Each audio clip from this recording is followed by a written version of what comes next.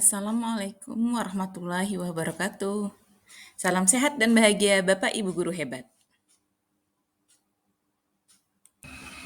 Perkenalkan, saya Leni Tina Marlinda, calon guru penggerak Angkatan 9 SMA Negeri Tugu Mulyo, Kabupaten Musirawas, Sumatera Selatan.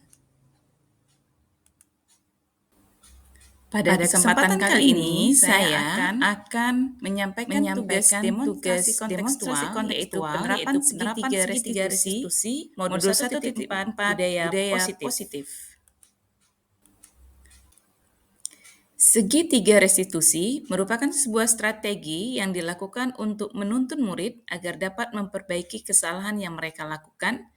Dengan penerapan segitiga restitusi, diharapkan murid dapat kembali ke kelompok mereka dengan karakter yang lebih kuat dan memperbaiki kesalahan yang telah dilakukan.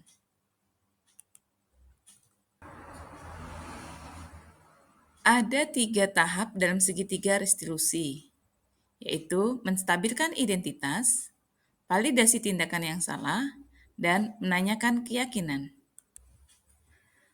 Menstabilkan identitas. Pada tahap ini, merupakan bagian dasar dari segitiga restitusi, bertujuan untuk mengubah identitas anak dari orang yang gagal karena melakukan kesalahan menjadi orang yang sukses. Tahap yang kedua adalah validasi tindakan yang salah. Berdasarkan prinsip, setiap perilaku manusia itu berupaya untuk memenuhi suatu kebutuhan tertentu. Guru pada tahap ini akan bergeser dari pemikiran stimulus respon menjadi proaktif. Kemudian yang ketiga, mengenali dan mengakui kebutuhan murid akan memperbaiki hubungan antara guru dengan murid.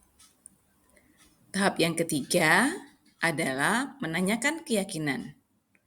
Pada tahap ini, murid akan diberi pertanyaan-pertanyaan yang bermakna untuk memunculkan motivasi secara intrinsik. Murid diharapkan mampu mengaitkan keyakinannya dengan tindakan yang salah. Pada tugas DK ini, saya mengambil 2 kasus. Kasus yang pertama yaitu Meika ribut dengan Thomas pada waktu jam istirahat. Meika sampai memukul Thomas dengan sapu sampai biru. Kasus yang kedua, Ibu Leni menerima laporan bahwa Bintang sering tertidur di kelas dan tidak mengerjakan tugas. Bagaimana Bu Leni menghadapi kedua siswa di atas dengan kasus yang berbeda melalui segitiga restitusi? Silakan simak melalui video berikut.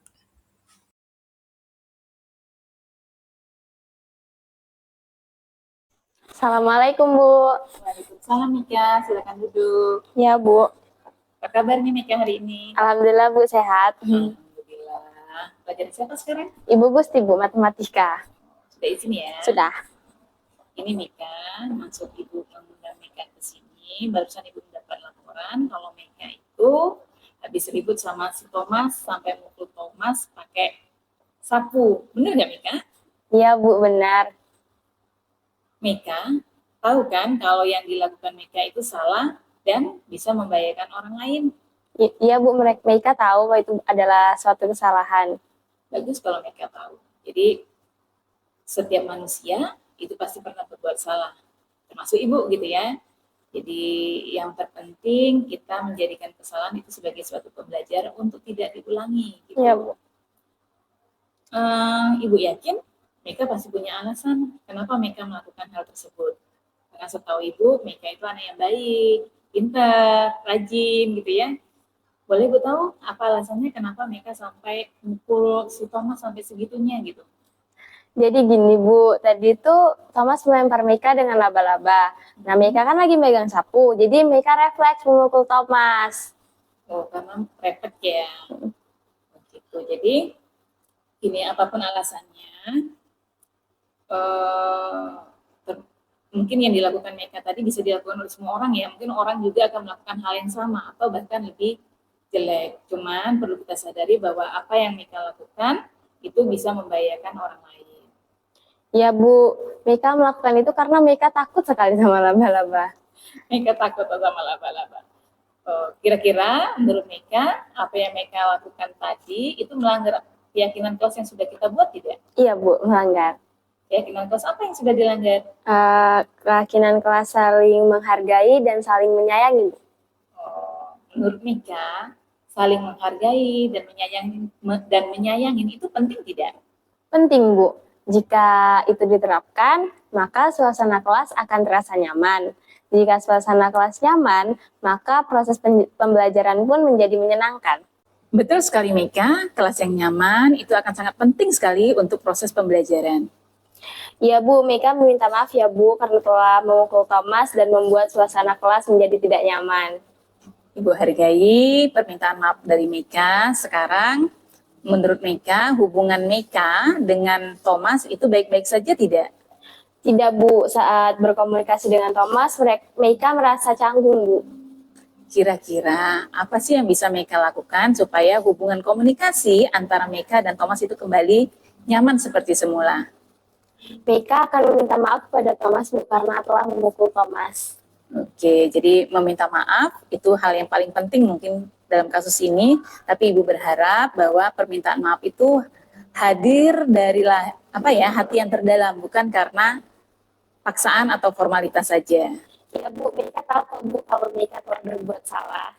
Bagus, Meka sudah bisa dan tahu cara menyelesaikan masalah. Kira-kira selain meminta maaf, apalagi sih yang perlu Meka lakukan supaya kejadian tadi tidak akan terulang lagi di masa yang akan datang? Meka akan berusaha untuk melatih kesabaran Meka agar tidak memberikan reaksi yang dapat merugikan orang lain. Untuk kedepannya, jika menemukan hal yang tidak menyenangkan atau tidak sesuai dengan keinginan Meka, Meka akan melaporkan kepada guru terlebih dahulu. Masya Allah, keren. Meka sudah bisa menyelesaikan masalah dan semoga ini bisa membuat kelas menjadi nyaman seperti semula. Siap Bu, terima kasih ya Bu sudah mengajak Meka berdiskusi dan menemukan solusi atas permasalahan yang Meka perbuat. Sama-sama Meka, semoga Meka tetap selalu konsisten untuk selalu berada dan berbuat kebaikan. Baik Ibu, terima kasih ya Bu. Sama-sama Meka. Assalamualaikum warahmatullahi wabarakatuh. Perkenalkan saya Meka Adila dari kelas 12 MIPA 6. Terima kasih saya ucapkan kepada Ibu Leni. Saya merasa senang karena telah diajak berdiskusi dan menemukan solusi atas masalah yang saya buat. Saya akan meminta maaf kepada Thomas karena telah memukulnya dengan kuat. Untuk kedepannya, saya akan lebih melatih kesabaran jika menemukan hal yang tidak saya sukai atau mengganggu. Saya akan melaporkan terlebih dahulu kepada guru dan tidak membalas secara negatif. Itulah kesan dari saya. Terima kasih. Wassalamualaikum warahmatullahi wabarakatuh. Assalamualaikum Bu. Waalaikumsalam. Silakan masuk Bintang. Ya Bu. Silakan duduk. Iya Bu, terima kasih Bu. Gimana kabarnya hari ini? Alhamdulillah baik Bu. Pelajaran apa sekarang? Sekarang lagi mapel bahasa Indonesia Sama siapa? sama Ibu Lenci. Sudah izin ya? Oke. Bintang, tahu nggak? Kalau Ibu itu terkesan banget sama nama kamu waktu saat kenalan gitu ya. Jadi Ibu sangat berharap bahwa Bintang itu menjadi benar-benar bintang di sekolah ini gitu. Cuman beberapa hari ini Ibu sering menerima laporan yang kurang enak gitu ya, karena Bintang sering tidur di kelas. Bener nggak Bintang sering tidur di kelas? Iya bener Bu. Bener ya? Gitu Bintang. Mengantuk, tidur di kelas. Itu suatu kesalahan bukan? Iya salah. Kesalahan ya. Jadi sebenarnya itu hal yang wajar, cuman dilakukan di tempat yang kurang pas, jadi menjadi suatu kesalahan gitu. Dan manusiawi kalau kita melakukan kesalahan, tapi mudah-mudahan Ibu berharap bahwa kita tidak melakukan kesalahan yang sama gitu ya. Jadi kita harus berusaha untuk memperbaiki kesalahan tersebut supaya tidak terulang kembali. Iya. Ibu ingin tahu apa sih alasan Bintang sering tidur di kelas? Bintang sering tidur di kelas itu Bu. Yang pertama itu karena kecapean. Capek ngapa? Setiap malam itu selalu begadang bermain game online. Jadi tidurnya itu selalu di atas jam 12 malam. Jadinya nggak ada waktu untuk tidur lebih awal dan badan itu jadi lebih capek, ngantuk gitu di sekolah. Oh gitu. Gara-gara itu juga Ibu sering dapat laporan Bintang juga sering tidak mengerjakan tugas. Benar nggak? Iya Bu. Benar ya. Jadi Kira-kira dari apa yang sudah Bintang lakukan, sering tidur di kelas, kemudian tidak ngerjakan tugas, ada nggak keyakinan kelas yang Bintang langgar? Ada, Apa itu? yaitu salah satu itu disiplin, Mm-mm. melanggar peraturan untuk tidak tidur di kelas, dan mengerjakan tugas. Utuh anak bujang ibu ini. Menurut Bintang penting nggak disiplin itu buat kita dalam belajar? Penting, Bu, karena disiplin itu mengajarkan kita untuk menghargai waktu dan belajar untuk lebih teratur di dalam kehidupan. Disiplin. Betul sekali. Jadi Bintang, Ibu sangat menghargai permintaan maafmu dan Ibu berharap kamu tidak akan mengulanginya kembali. Untuk kedepannya, kira-kira apa ya yang bisa Bintang lakukan untuk memperbaiki kesalahan ini? Mengurangi bermain game online, tidur lebih awal, dan mengerjakan tugas. Bagus. Jadi sekarang Bintang sudah tahu bagaimana seharusnya bersikap dan berbuat, gitu ya. Semoga kejadian ini tidak akan terulang dan Bintang mendapatkan pembelajaran yang bermakna dari kesalahan yang sudah dilakukan. Sekarang silakan berjanji dengan diri sendiri supaya tidak mengulangi hal tersebut dan silakan kembali ke kelas untuk kembali bersama teman-temannya. Jadi Bintang minta maaf karena teman bisa tidur di kelas, dan Bintang berjanji tidak akan mengulanginya lagi, dan Bintang akan lebih keras lagi belajar dan mengerjakan tugas. Ya, Ibu bakal tunggu janjinya untuk dibuktikan. Makasih ya Bintang, silakan ke kelas ya. Terima kasih, Bu. Assalamualaikum warahmatullahi wabarakatuh. Perkenalkan, nama saya Muhammad Bintang Rizky Simbolon dari kelas 11 MIPA 5. Terima kasih saya ucapkan kepada Ibu Leni. Saya merasa sangat senang karena telah diajak berdiskusi dan menemukan solusi atas kesalahan yang saya buat. Saya berjanji tidak akan bermain game larut malam dan akan tidur lebih awal supaya tidak tertidur di kelas lagi. Sekian, terima kasih. Saya akhiri. Wassalamualaikum warahmatullahi wabarakatuh. Assalamualaikum warahmatullahi wabarakatuh. Salam sehat dan bahagia Bapak Ibu Guru hebat. Perkenalkan, saya Leni Tina Marlinda, calon guru penggerak Angkatan 9 SMA Negeri Tugu Mulyo, Kabupaten Musirawas, Sumatera Selatan. Pada kesempatan kali ini, saya akan menyampaikan tugas demonstrasi kontekstual, yaitu penerapan segitiga restitusi modul 1.4 budaya positif.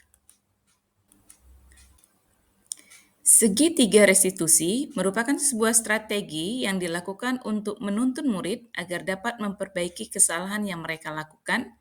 Dengan penerapan segitiga restitusi, diharapkan murid dapat kembali ke kelompok mereka dengan karakter yang lebih kuat dan memperbaiki kesalahan yang telah dilakukan.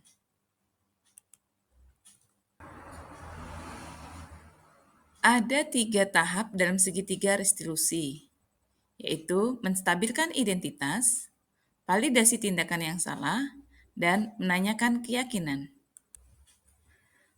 Menstabilkan identitas.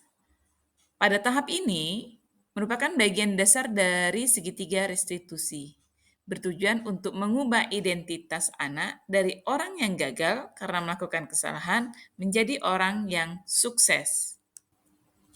Tahap yang kedua adalah validasi tindakan yang salah.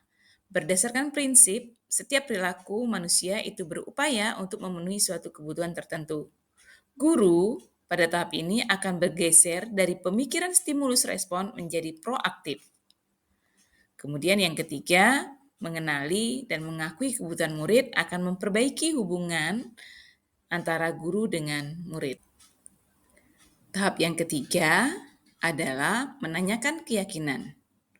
Pada tahap ini, murid akan diberi pertanyaan-pertanyaan yang bermakna untuk memunculkan motivasi secara intrinsik. Murid diharapkan mampu mengaitkan keyakinannya dengan tindakan yang salah. Pada tugas DK ini, saya mengambil 2 kasus. Kasus yang pertama yaitu Meika ribut dengan Thomas pada waktu jam istirahat. Meika sampai memukul Thomas dengan sapu sampai biru. Kasus yang kedua, Ibu Leni menerima laporan bahwa Bintang sering tertidur di kelas dan tidak mengerjakan tugas. Bagaimana Bu Leni menghadapi kedua siswa di atas dengan kasus yang berbeda melalui segitiga restitusi? Silakan simak melalui video berikut.